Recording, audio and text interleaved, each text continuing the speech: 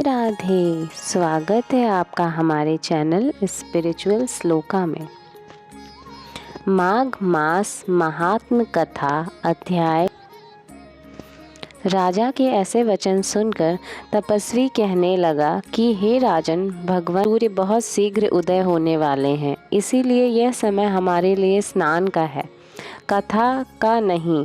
सो आप स्नान करके अपने घर को जाओ और अपने गुरु श्री वशिष्ठ जी से इस महात्म को सुनो।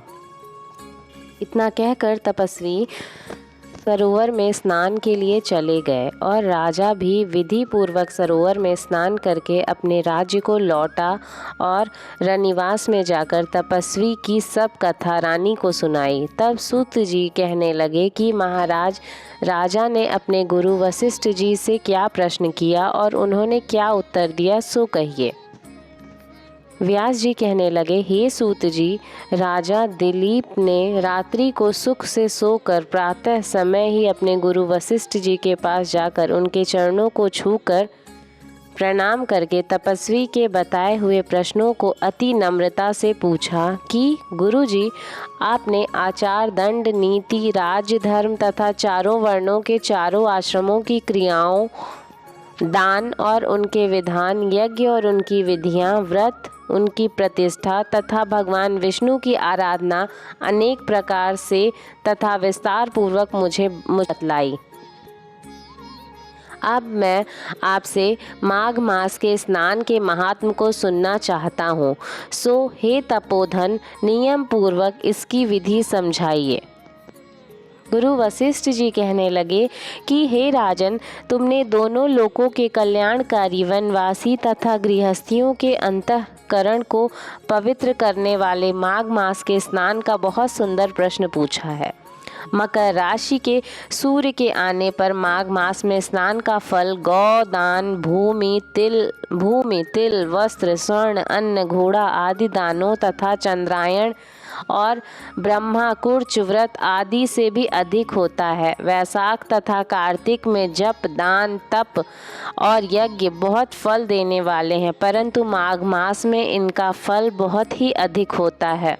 माघ में स्नान करने वाला पुरुष राजा और मुक्ति के मार्ग को जानने वाला होता है। दिव्य दृष्टि वाले महात्माओं ने कहा है कि जो मनुष्य माघ मास में सकाम या भगवान के निमित्त नियम पूर्वक माघ मास में स्नान करता है, वह अनंत फल वाला होता है। उसको शरीर की शुद्धि, प्रीति, ऐश्वर्य तथा चारों प्रकार के फलों की प्राप्ति होती है। अदिति ने 12 वर्ष तक मकर संक्रांति में अन्न त्याग कर स्नान किया। इससे तीनों लोकों को उज्जवल करने वाले 12 पुत्र उत्पन्न हुए। माघ में स्नान करने से ही रोहिणी, सुभगा, अरुंधति दानशीलता हुई और इंद्राणी के समान रूपवती होकर प्रसिद्ध हुई।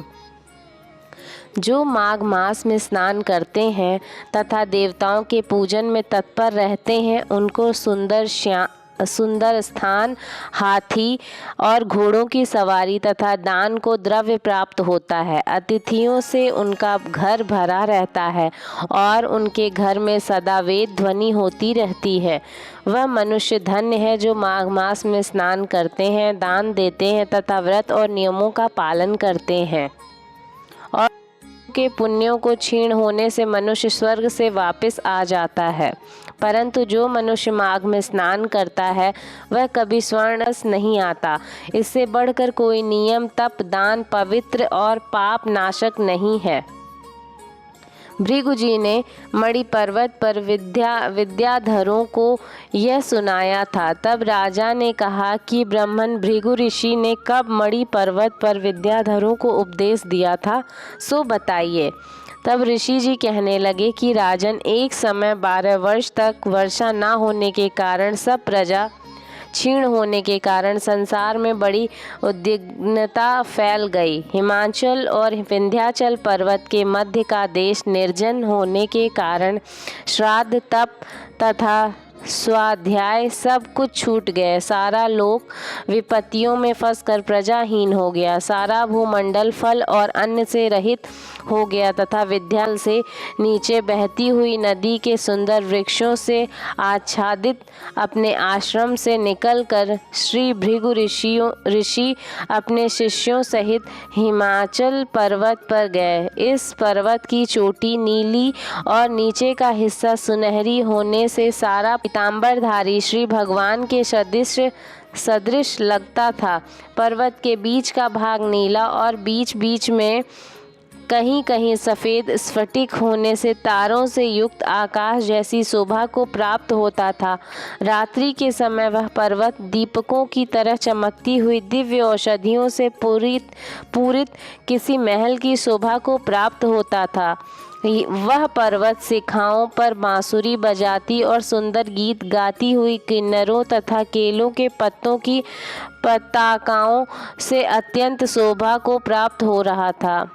यह पर्वत नीलम, पन्ना, पोखराज तथा इसकी चोटी से निकली हुई रंग बिरंगी किरणों से इंद्रधनुष के समान प्रतीत होता था। स्वर्ण आदि सब धातुओं से तथा चमकते हुए रत्नों से चारों ओर फैली हुई अग्नि ज्वाला के समान शोभायमान था। इसकी कंदराओं में काम पीड़ित विद्याधरी अपने पतियों के साथ आकर रमण करती हैं और गुफाओं में ऐसे ऋषि मुनि जिन्होंने संसार के सब क्लेशों को जीत लिया है, रात दिन ब्रह्मा का ध्यान करते हैं और कई एक हाथ में रुद्राक्ष की माला लिए हुए शिव की आराधना में लगे हुए हैं। पर्वत के नीचे भागों में जंगली हाथी अपने बच्चों के साथ खेल रहे हैं तथा कस्तूरी वाले रंग बिरंगे मृगों के झुंड इधर उधर भाग रहे हैं। यह पर्वत सदा राजहंस तथा मोरों से भरा रहता है। इसी कारण इसको हेमकुंड कहते हैं। यहाँ पर सदैव ही देवता और अप्सराएं निवास करते हैं। इस प्रकार माघ महात्म का यह दूसरा अध्याय।